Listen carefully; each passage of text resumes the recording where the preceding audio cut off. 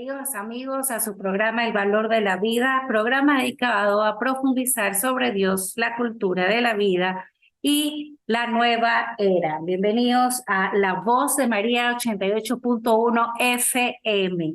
El día de hoy, queridos amigos, vamos a hablar sobre lo que es el martirio cristiano.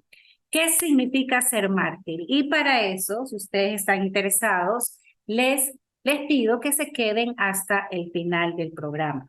Vamos a empezar con una oración, queridos amigos, para poder empezar hablar del tema, pero antes quería recordarles que si ustedes quieren colaborar con La Voz de María, ustedes pueden ir al Centro Comercial Albán Borja y en la isla Corazón de Jesús ustedes pueden comprar una rifa para ganarse un automóvil 0 kilómetros que se va a rifar en el mes de diciembre. Y eso ayuda a que ustedes puedan seguir escuchando los programas que se transmiten en La Voz de María, también el Santo Rosario, el Via Crucis, la Coronilla de la Divina Misericordia, las misas que son tan importantes para nuestro espíritu, ¿verdad? Así que no se olviden, vayan, colaboren y aparte tienen esta oportunidad de ganarse ese carrito, queridos amigos, que yo ya me compré mi rifa. Así que también los invito a ustedes para que vayan y se compren la rifa. Así que bueno, vamos a empezar con el programa del día de hoy. Vamos a hablar del martirio, ¿no? Este martirio cristiano que muchas veces cuando escuchamos de los mártires pensamos que es algo, pues nos aterra o que es algo triste o es algo que incluso nosotros no podríamos llegar a imitar. Decimos, no, yo nunca podría llegar a ser un mártir, pero vamos a ver que sí podemos llegar a ser mártires y que es una gracia de Dios también el martirio y hablar un poquito, ¿no? ¿Qué nos dice el catecismo de la Iglesia Católica? Pero antes de hablar del catecismo, queridos amigos, yo quiero comentarles qué es lo que dice la Real Academia de la Lengua Española. Y nos da tres conceptos. Primero, nos dice que un mártir es una persona que padece muerte en defensa de su religión. Ustedes dentro del cristianismo pueden ver, bueno, ¿quién ha muerto en defensa de la religión? ¿Quién? Y pues yo les voy a dar un ejemplo, por ejemplo, San Esteban, ¿no? El primer mártir cristiano. Él murió en la defensa de su religión. ¿Y qué me dicen de los apóstoles? ¿Verdad? De los apóstoles de Cristo, que también murieron mártires. Y así tenemos muchos mártires cristianos que ya vamos a ver más adelante. El segundo concepto que nos dice la Real Academia de la Lengua Española sobre lo que es un mártir es que una persona muere o sufre grandes padecimientos en defensa de sus creencias o convicciones. Claro, estas creencias pueden ser religiosas, pero no siempre son religiosas. Si alguien muere porque es socialista o comunista y quiere morir por sus ideales, vemos que ahí no hay una religión, ¿verdad? No hay una defensa a un Dios. Está muriendo por sus creencias. O una persona que esté a favor de la libertad de las personas y no necesariamente cree en un Dios, pero cree que todos debemos de ser libres y entonces también puede defender esta posición, pero no necesariamente tiene que creer en Dios. Y el tercer concepto es que es una persona que se sacrifica en el cumplimiento de sus obligaciones. Por ejemplo, es un mártir de su profesión. ¿Quién se les ocurre, por ejemplo, que puede ser un mártir de la profesión? A mí se me ocurre que puede ser un médico, ¿no? Un médico se sacrifica en el cumplimiento de sus obligaciones. Un policía, la gente que se sacrifica por sus obligaciones. Entonces, dentro de estos tres conceptos, vamos a ver el primero, que es una persona que padece muerte en defensa de su religión y es específicamente vamos a hablar del cristianismo, porque ustedes saben, queridos amigos, que la Iglesia Católica está fundada sobre la sangre de los mártires. Y para esto vamos a empezar citando el Catecismo de la Iglesia Católica en el numeral 2464.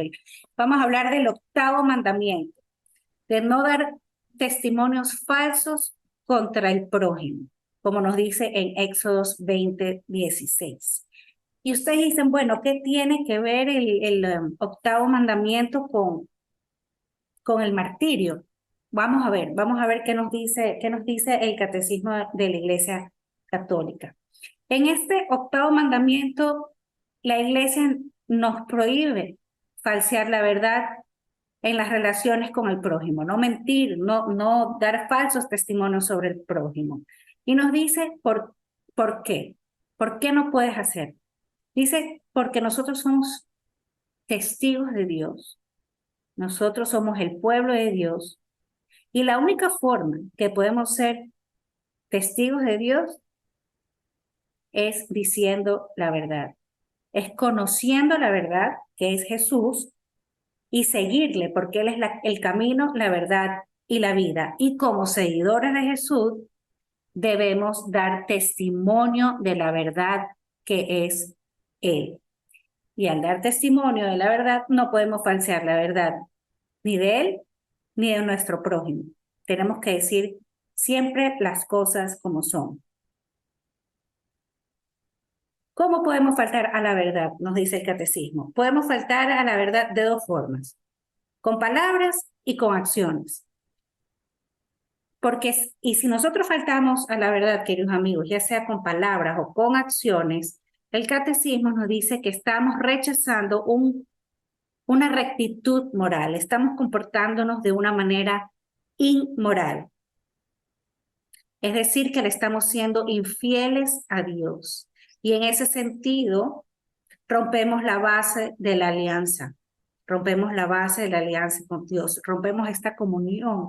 Ya no podemos beber de este cuerpo y de esta sangre del Señor. ¿Verdad? Entonces, no podemos falsear la verdad si nosotros no queremos romper esta comunión con Dios. Y nos habla el catecismo de vivir en la verdad. ¿Y qué es lo que nos dice el Antiguo Testamento? Vamos a ver qué nos dice un poco del Antiguo Testamento y el Nuevo Testamento. El Antiguo Testamento habla de Dios. Dice que Dios es fuente de toda verdad, no de media verdad o de algo de la verdad. No, Dios es fuente de toda verdad y que su palabra y su ley son verdad. Es decir, lo que Él dice, lo que Él comunica y las leyes que nos pide cumplir. Todo eso es verdad, porque a Dios se le conoce como el veraz. Y los miembros de Dios somos llamados a vivir en Él, a vivir en Dios. ¿Y qué significa eso? Vivir en la verdad. Y ya en el Nuevo Testamento podemos ver que en Jesucristo, ese Dios, esa verdad completa se manifiesta en su plenitud. Por eso se dice que Jesús está lleno de gracia y de verdad y que Él es la luz del mundo. Jesús es la luz del mundo. Recuerden que quien cree en Él no permanecerá en tinieblas y que el discípulo de Jesús que permanece en su palabra conoce la verdad y la verdad nos hace libres y nos santifica. Entonces, queridos amigos, ¿qué significa seguir a Jesús? Seguir a Jesús significa vivir en el espíritu de la verdad. Porque hablamos del Antiguo Testamento, ¿no? El Padre envía en su nombre al Hijo, que se cumple en el Nuevo Testamento, y este Hijo conduce a la verdad completa, a la revelación completa. Y así vemos que Jesús enseña a sus discípulos el amor incondicional de la verdad cuando dice, recuerdan esta cita bíblica, sea vuestro lenguaje sí, sí, no, no. Esto está en Mateo 5:37. Que nuestro sí sea sí, queridos amigos. Cuando decimos sí, no estamos mintiendo. No debemos mentir y que nuestro no sea no. Eso nos dice nuestro Señor Jesucristo. Y nosotros, por dignidad de hombre, por tener dignidad, dice el catecismo, que nosotros estamos buscando de una manera natural la verdad. Estamos obligados a honrar esta verdad y seguirla. Y que todos los hombres nos vemos impulsados a buscar esta verdad. Y dice el catecismo que el hombre tiene la obligación moral de hacerlo, es decir, de buscar la verdad. Y sobre todo con respecto a la verdad religiosa. Y dice el catecismo que estamos obligados a adherirnos a la verdad una vez que la hayamos conocido y ordenar toda nuestra vida según las exigencias de la verdad. Y entonces, queridos amigos, si Jesús es el camino, la verdad y la vida, tenemos la obligación moral de seguir conociendo, de adherirnos a lo que nos dice Jesucristo y ordenar nuestra vida según lo que Él nos dice. Nos dice el catecismo, sigo citando ya en el numeral 2468, que cuando actuamos con una acción y de palabra humana rectamente, con una rectitud de acción, eso se llama veracidad, sinceridad o franqueza, ¿no? Conocemos gente muy, muy franca, ¿no? Muy, muy sincero, que siempre nos está diciendo la verdad en la cara, pero tampoco es eso, ¿no? También el catecismo nos pide prudencia y callar cuando debamos callar. Pero ¿qué nos está pidiendo? ¿Qué nos está pidiendo? Al pedirnos que seamos sinceros y que actuemos con veracidad. Nos está diciendo que tenemos que evitar la duplicidad, la simulación y la hipocresía, queridos amigos. Nunca debemos hablar o decir algo de otra persona que medio parezca como que estás insinuando algo, que estás diciendo una cosa que no es, o hablar con hipocresía, porque ahí no vamos a ser testigos de la verdad. Y dice Santo Tomás de Aquino en su Suma Teológica, que si nosotros no hablamos con la verdad, no puede haber confianza entre los hermanos, entre los unos con los otros. Sí, ¿y cuántas veces no nos ha pasado eso, queridos amigos, que cuando conocemos a alguien un poco chismoso, hipócrita y como que con malas intenciones en el momento de hablar a otra persona, rompe esta paz, rompe la caridad, rompe esta confianza incluso en la casa, en el trabajo y viene a romper con todo el amor, ¿no? Entonces, eso nos está diciendo Santo Tomás de Aquino que debemos vivir en verdad para poder vivir unos con otros. Y lo hace de una manera como una virtud. Lo dice como que si la caridad es una virtud, ¿no? Y también dice que hay que observar, como les decía hace un momento, este punto medio entre lo que se debe decir y callar. Es decir, que sí hay cosas que debemos guardar en secreto, porque eso también implica la honradez y la discreción. Nos pide el actuar en verdad no significa que yo voy a decirle a todo el mundo todo lo que yo pienso o todo lo que son. No, no, no. Hay que actuar con discreción, ¿verdad? Hay que actuar también en justicia, pero siempre en verdad. Y ya al conocer a Cristo, ¿qué significa vivir en la verdad de Cristo? Significa que debemos vivir como un ejemplo del Señor y permanecer en su palabra, ¿no? Si decimos que estamos en comunión con Él y no queremos ver las tinieblas, está bien, Pero si nosotros estamos caminando en tinieblas y estamos en pecado, no podemos decir que estamos en comunión con Él. Mentimos y obramos mal, entonces no estamos obrando conforme a la verdad. Esta es la primera parte del octavo mandamiento, ¿no? Entonces, ya cuando conocemos y nos han hablado tanto de la verdad, que Jesús es el camino a la verdad y la vida, que Dios es la verdad completa y que no podemos falsear lo que es verdadero, tenemos que ser veraces, no, prudentes, debemos callar, ¿verdad? Cuando debemos callar. Ahora nos habla el catecismo del testimonio de la verdad. Y testimonio de la verdad es Cristo, es el testimonio de Cristo.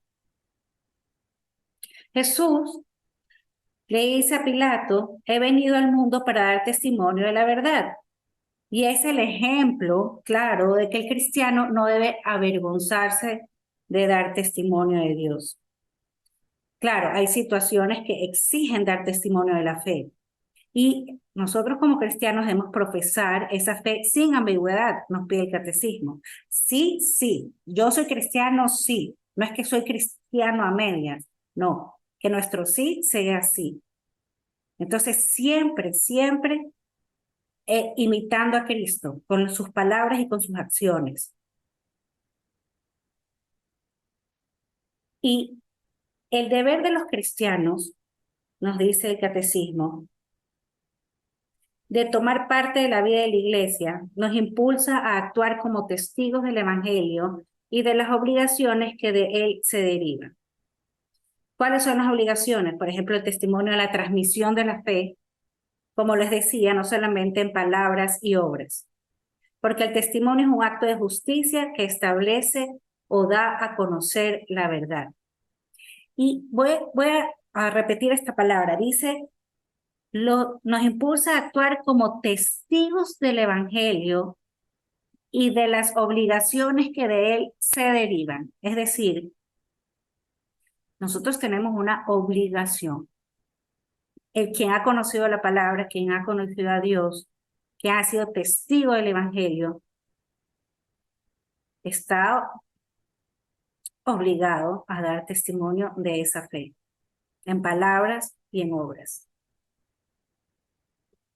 Todos, queridos amigos, todos los fieles cristianos, donde quiera que vivan, estamos obligados a manifestar con el ejemplo de nuestra vida y el testimonio de la palabra al hombre de que hay un bautismo, de que nos hemos revestido y debemos hablar de la fuerza del Espíritu Santo que nos da la fortaleza. Y sigue hablando del catecismo del martirio. Voy a leer dice, el martirio es el supremo testimonio de la verdad de la fe, el supremo testimonio, no hay más. Más allá del martirio, no existe otra forma de dar un testimonio mayor de la fe en Cristo, porque ya está llegando hasta la muerte.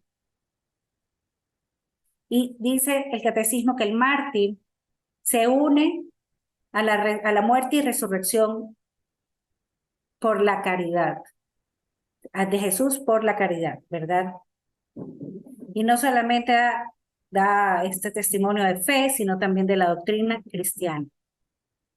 Y dice el catecismo que es un acto de fortaleza. Y voy a citar lo que dice San Ignacio de Antioquía. Voy a citarlo. Él dijo, dejadme ser pasto de las fieras, por ellas me será dado llegar a Dios. Dejadme ser pasto de las fieras. Así que este es un ejemplo de lo que dijo San Ignacio de Antioquía. ¿Cuántos podemos decir lo mismo, no? Déjenme ser pasto de las fieras. Ahora, ¿cómo sabemos esto que dijo San Ignacio de Antioquía? Porque la iglesia, con mucho cuidado, ha recogido los recuerdos de las personas que llegaron hasta el extremo, es decir, hasta la muerte y el martirio para dar testimonio de la fe. Y esto se encuentra en lo que se llaman acta de los mártires, que son archivos ¿verdad? De las personas que murieron por el martirio. Y voy a leer también otra vez a un mártir y dice, te bendigo por haberme juzgado digno de este día y esta hora, digno de ser contado en el número de tus mártires. Has cumplido tu promesa, Dios, en quien no cabe la mentira y eres veraz. Por esta gracia y por todo te alabo, te bendigo, te glorifico por el eterno y celestial sumo sacerdote Jesucristo, tu Hijo amado. Por él, que está contigo y con el Espíritu Santo, te sea dada gloria ahora y en los siglos venideros. Amén, amén y amén. Esto es de el mártir Policarpio, San Policarpio. Eso lo dijo San Policarpio. Y lo pueden encontrar en estas actas de los mártires, que son los registros oficiales hechos por los notarios de la corte de los juicios a los primeros mártires cristianos. Y también tenemos, queridos amigos, el Martirologio Romano, que es un libro litúrgico que expresa el culto rendido por la Iglesia a los santos y beatos, y que este libro tiene una gran importancia teológica y espiritual y pastoral.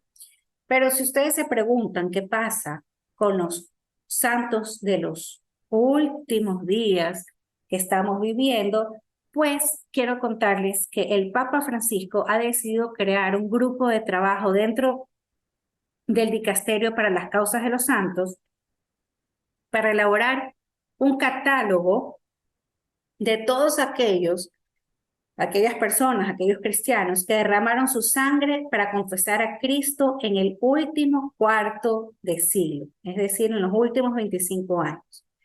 Una búsqueda que se extenderá a todas las confesiones cristianas y no solo a los católicos. Esta es la noticia, queridos amigos, la saqué de Vatican News.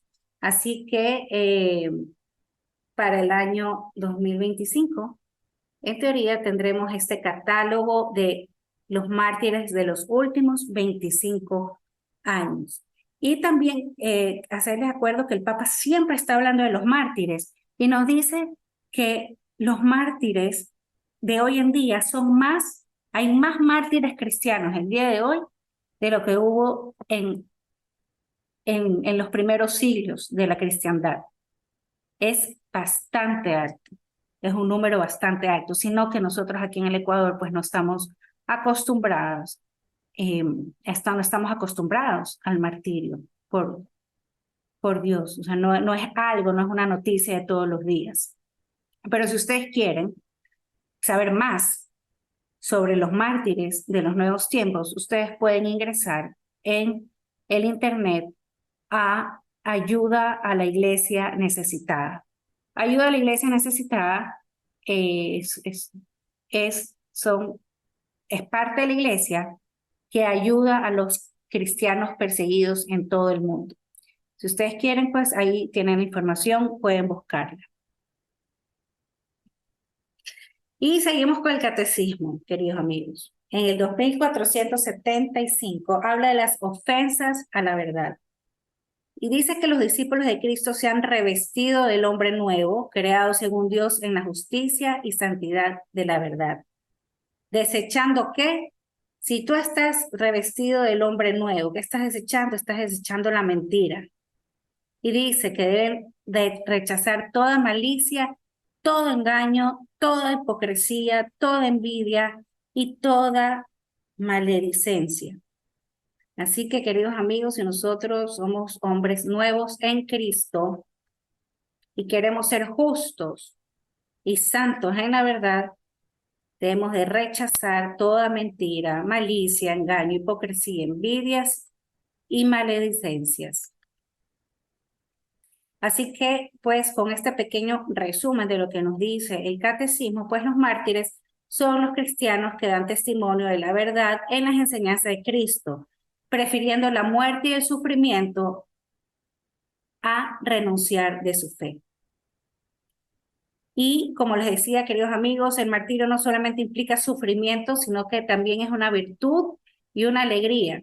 pues es un testimonio de fidelidad en la vida y en las acciones de Cristo. Pues sí, queridos amigos, es una fuerza tan grande que muchos mártires han, no, se han ido al martirio cantando y bailando. Imagínense, ¿cómo pueden creer ustedes que un mártir vaya a buscar la muerte de esa manera, no? Así que bueno, en el martirio también hay felicidad. Tal vez no lo comprendemos, pero ahí está el Espíritu de Dios actuando en los mártires. Y como les decía al principio del programa, el martirio es un medio de expansión de la fe. Es un ejemplo de fortaleza y compromiso. La sangre de los mártires, queridos amigos, citando a Tertuliano, es una semilla de nuevos cristianos. O sea, la iglesia del día de hoy está formada, o sea, la base es la sangre de los cristianos, de los mártires cristianos. Y esa sangre derramada es la sangre también peregrina. Es una sangre derramada aquí, pero que se une con la sangre de Cristo. Y esa sangre se cristifica, porque es una sangre que se ha dado por Dios de una forma o de otra. Y no solamente en los mártires, sino que en todas las personas que profesamos la fe. También somos, o sea, también somos mártires de espíritu, aunque no lo seamos de muerte. Sabemos, queridos amigos, que nosotros estamos en una batalla espiritual, sobre todo el día de hoy con las ideologías actuales, el comunismo, el ateísmo, todo lo que es antiiglesia, las ideologías de género, pues los grupos sectarios como los masones, y todo esto pues que quiere desaparecer a Cristo. Y una de las tácticas del demonio es hacernos tímidos y hacernos temerosos y que no denunciemos el mal como debe ser.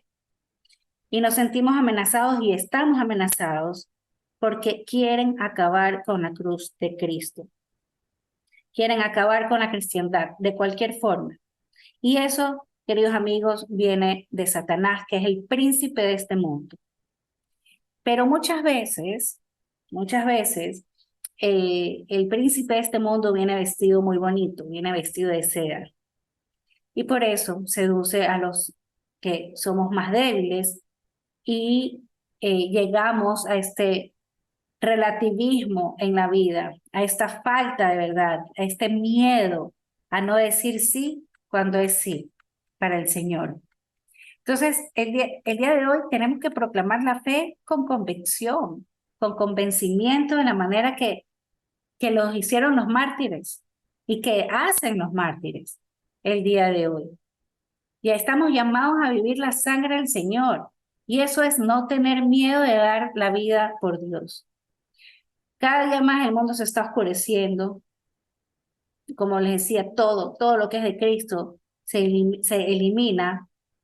No podemos vivir en miedo, no podemos asustarnos, no podemos tener miedo de la Agenda 2030, del nuevo orden mundial, de los masones, de los Illuminatis, de las enfermedades, del COVID, de la vacuna, bueno, de todo lo que tenemos miedo el día de hoy. Debemos entender que la persecución contra Cristo es una persecución contra nosotros y esta persecución edifica la iglesia. Y quiero leerles lo que dice Pablo en Colosenses, donde dice, ahora me alegro de mis sufrimientos por ustedes y en mi carne, completando lo que falta de las aflicciones de Cristo. Dice Pablo, hago mi parte por su cuerpo que es la iglesia. Es decir, que Pablo sufre por ustedes, está hablando el pueblo cristiano, y dice, y yo, en mi parte, completo lo que falta de las aflicciones de Cristo. Y hago mi parte por su cuerpo, que es la iglesia. Queridos amigos, ustedes están haciendo, nosotros estamos haciendo nuestra parte por lo que es la iglesia, estamos completando lo que falta de los sufrimientos de Cristo. No lo sé, cada uno lo sabrá. Y no es fácil, pero lo que sí les puedo decir es que los mártires sí lo hicieron. Los mártires completaron los sufrimientos, se alegraron del sufrimiento de Cristo y aportaron para, hicieron su parte por su cuerpo, que es la iglesia. Y es fácil actuar así como mártir cuando nosotros tenemos paz, cuando somos libres. Mientras más nos elevamos al Espíritu de Dios, porque ahí tenemos más paz y somos libres. ¿Y por qué? Porque al ser espirituales ya no estamos pensando tanto en el aquí, en el ahora, en lo que estamos viviendo, sino que estamos pensando en trascender, en vivir con Dios, en el más allá. Ya no somos católicos con miedo, que nos atormenta todo, el futuro, el pasado, lo carnal, lo temporal, lo intelectual. No, este miedo, si somos espirituales, disminuye. Y este miedo no lo debemos tener porque eso nos desconcentra en nuestro camino espiritual. Por eso, queridos amigos, el miedo no viene de la luz, el miedo viene de la oscuridad, el miedo no viene de la verdad. Y el espíritu, queridos amigos, debe tener todo su ser fijo en Jesucristo y debemos vivir como cristianos y caminando siempre a la eternidad. No, debemos nosotros ser esos católicos eh, que no nos asusta la muerte, que no nos asusta este mundo sembrado y gobernado por las tinieblas del miedo. Cuando hablamos del martirio, queridos amigos, sabemos que es poderoso, porque el martirio es vida eterna.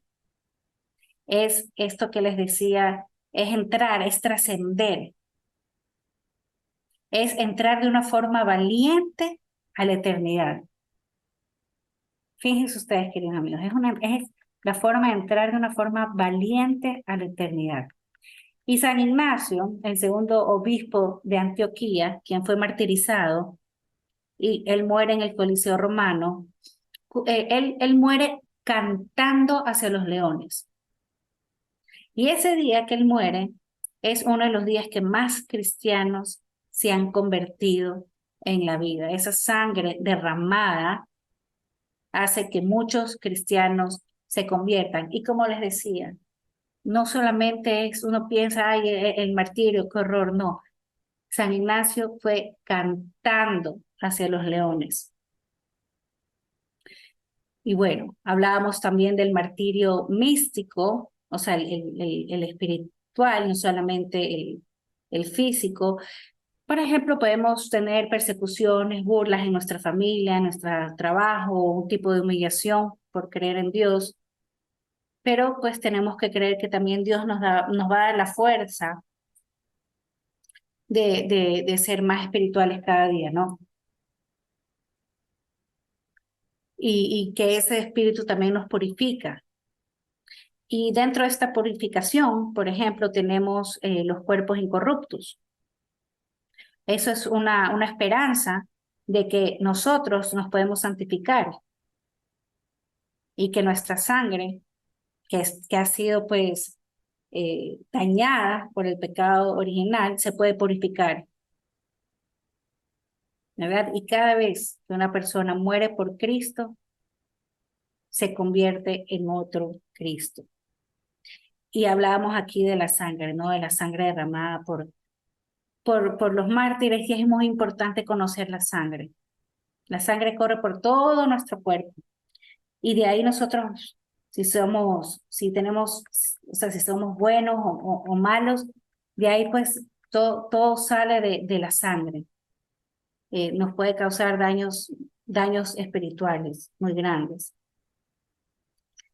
El, el resultado de una buena sangre, digámoslo así, es nuestra vida, ¿verdad? Es la vida eterna. Y bueno, en, cuando el sufrimiento viene de Dios, queridos amigos, es una bendición. Y lo que viene del pecado Nosotros lo podemos distinguir por medio de la oración y son pruebas de esta vida, pero muchas de estas pruebas no vienen de Cristo, pero estas pruebas que vienen de Cristo nos van a purificar y santificar si lo aceptamos con amor. Y Jesús nos enseñó a someter nuestra sangre a su sangre, someter la sangre al Espíritu del bien, ese misterio, queridos amigos, que brota del agua y sangre del costado de Cristo en la cruz.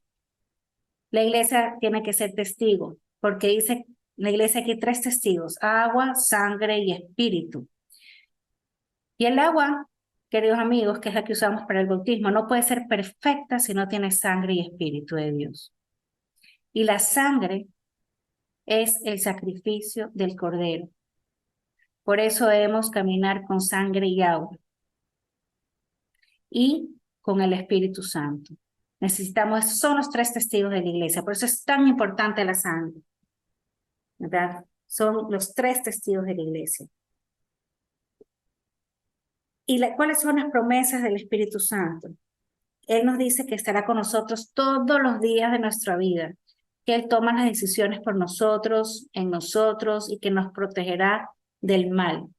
Pero para que suceda esto, nosotros tenemos que ser fieles a Dios, tenemos que ser veraces, porque no hay otra posibilidad.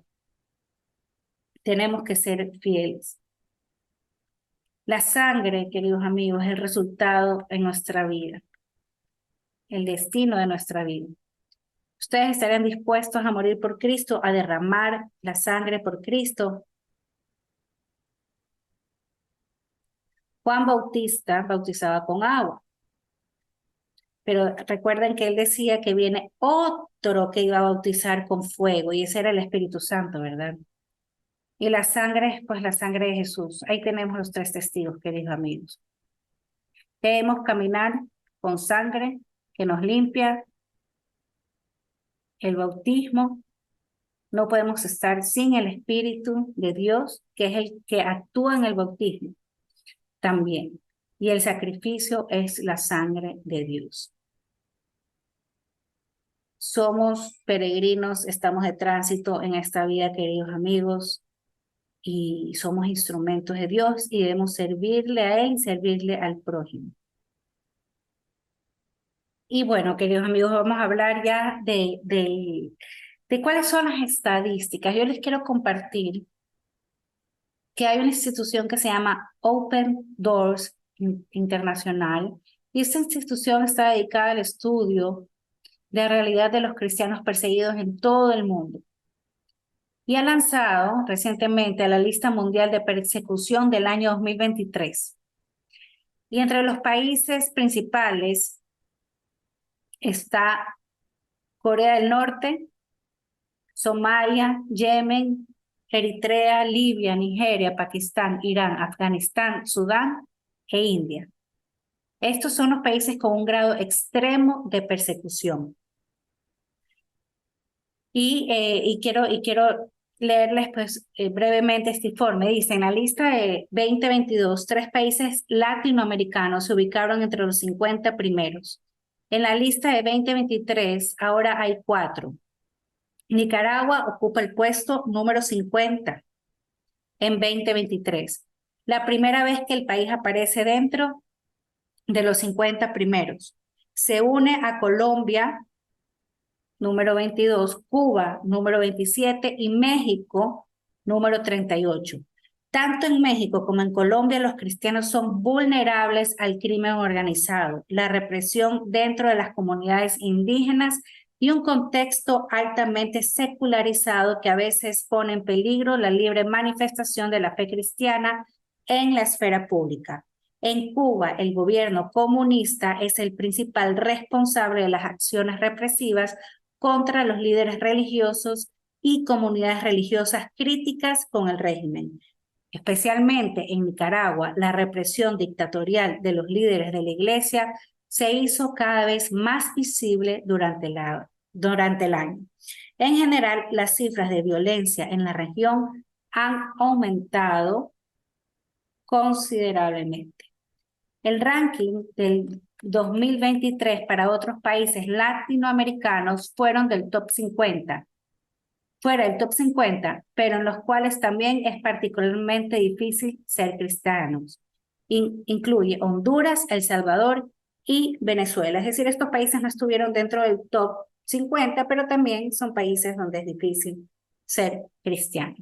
La lista mundial de persecución es producida por World Watch Research, el departamento de investigación de Open Doors. Se puede encontrar más información en el sitio web de Analytical.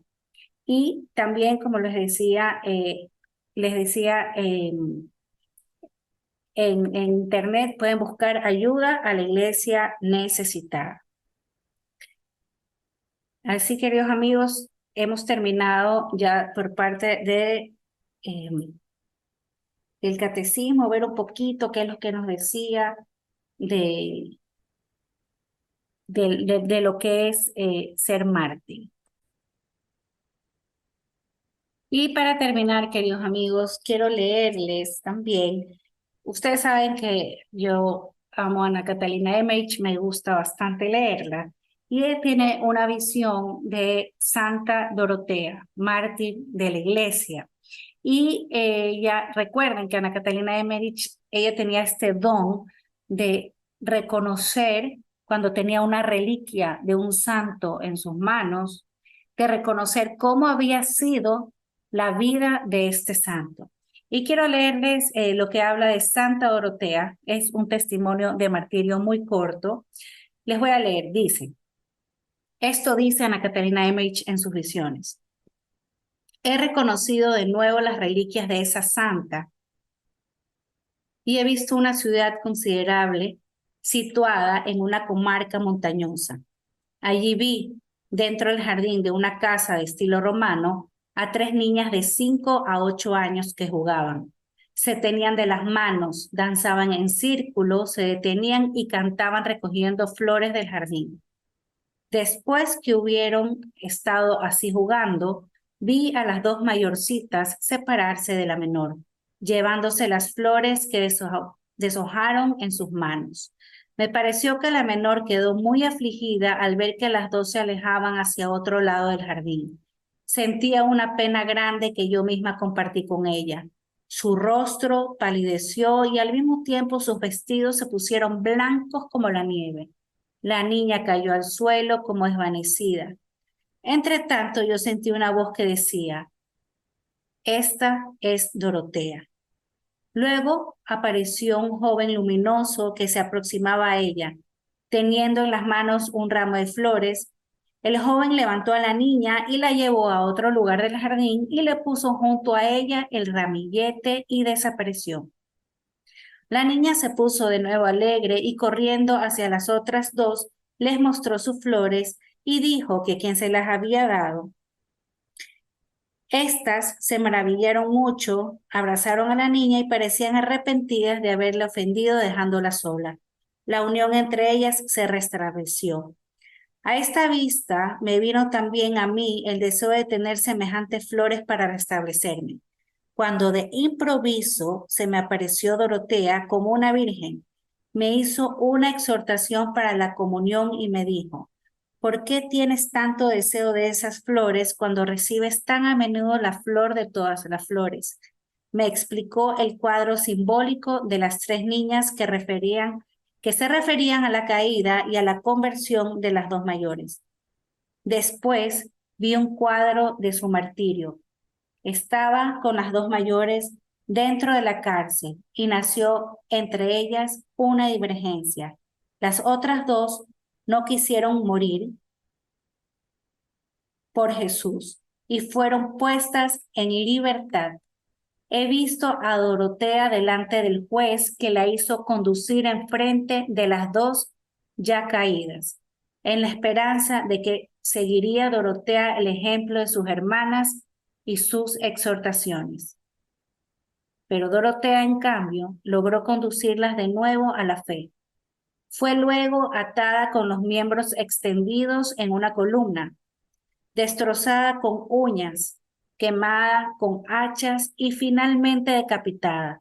Después de esto, vi a un joven que se había burlado de ella camino del martirio y al cual ella había respondido brevemente, convertirse súbitamente y hacerse cristiano. Vio a un joven luminoso que llevaba rosas y flores. Entró en sí mismo, confesó su fe cristiana y sufrió el martirio. Fue decapitado. Junto con Dorotea fueron martirizados muchos cristianos, quemados, descuartizados por animales a los cuales los habían atado.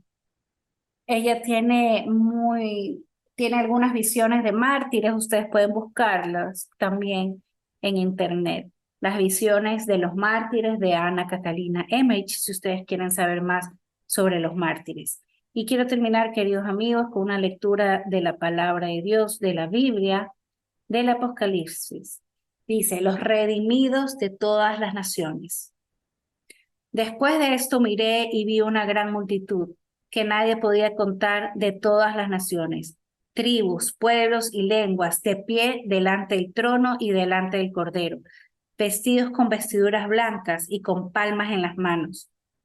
Y clamaban a gran voz diciendo, la salvación pertenece a nuestro Dios que está sentado en el trono y al Cordero. Y todos los ángeles estaban de pie alrededor del trono y alrededor de los ancianos y de los 4 seres vivientes, y cayeron sobre sus rostros delante del trono y adoraron a Dios diciendo, amén. La bendición, la gloria, la sabiduría, la acción de gracias, el honor, el poder y la fortaleza sean a nuestro Dios por los siglos de los siglos. Amén. Y uno de los ancianos habló diciéndome, estos que están vestidos con vestiduras blancas, ¿quiénes son y de dónde han venido? Y yo le respondí, Señor mío, tú lo sabes. Y él me dijo, estos son los que vienen de la gran tribulación y han lavado sus vestiduras y las han emblanquecido en la sangre del Cordero. Por eso están delante del trono de Dios y le sirven día y noche en su templo. Y el que está sentado en el trono extenderá su tabernáculo sobre ellos. Ya no tendrán hambre ni sed, ni el sol los abatirá, ni calor alguno, pues el Cordero en medio del trono los pastoreará y los guiará a manantiales de agua de vida. Y Dios enjugará toda lágrima de sus ojos. Palabra de Dios.